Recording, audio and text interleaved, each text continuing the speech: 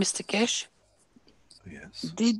didn't you explain in your previous teachings that there is a shortage created on this planet that has created or supported this behavior? And that's where the whole solution sits. How can we supply humanity with that sufficient enough energy that that craving is satisfied? You see, yeah, I'm in love with you. Yeah. I fell in love with you the first time I met you, even before I speak to you.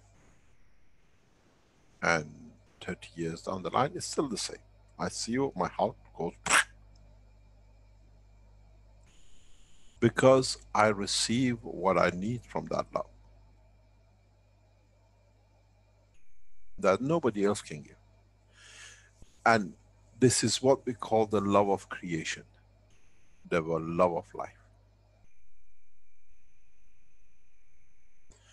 This is what we understand from it.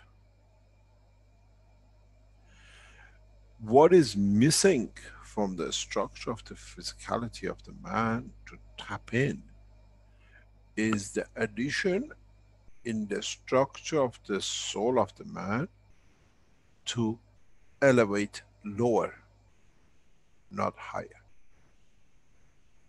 That it can receive weaker but more strength of, or go to higher, that it can give, that it can receive more. What is missing from the vertical structure and a horizontal structure is the understanding of the line of connection to universal energy. I tried to teach this to one of the research centers very recently when I was there, and I see they don't understand. I see John trying to push reactors to start, but the understanding of the non-existence of the flow does not bring the condition of the difference in potential difference. When you cannot create what is short in the knowledge of the man, this condition of humanity is the line of connection to universal energy.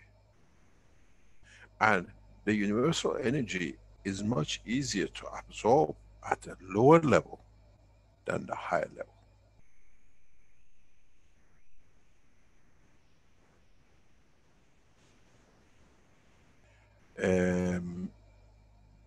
This is, if you look at the life of plants, monotonous leaf shape, monotonous stem, monotonous root, everything is made very simple.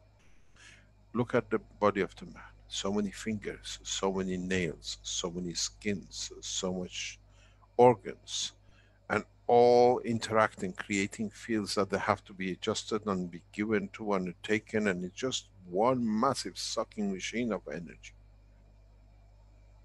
So this needs a more dynamic level of understanding. So man cannot survive with the simplicity of the lower fields. Man strives for a bigger field. And those bigger fields have a different dimension of existence. And this is what we have to learn. This is part of the cycle of creation.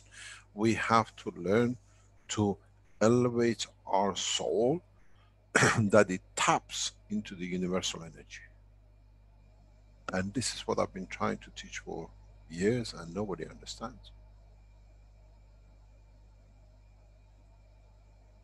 Is not finding the strength of the soul, is finding the understanding to elevate the soul that it can tap into universal energy that does not need to take from the body of the man or another creature. The same as the plant does. We have to be able to create an atmosphere around our being that it takes from it. But what we do, we put it inside and we chew it and grind it and plasmatize it and we take it. What about if we go the other way around? The way we change the matter to a plasma, what about if we change our physicality to plasma of the soul, and then it has access to tap the universal energy, and then we don't need to kill war? Or shall we, in a state of sleep, to convert to that, to absorb what we need, that in the time of the physicality, we don't need to?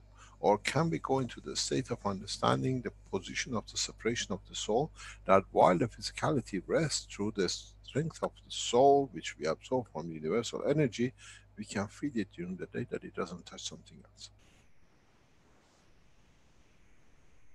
This is where the missing link is. This is where the problem sits.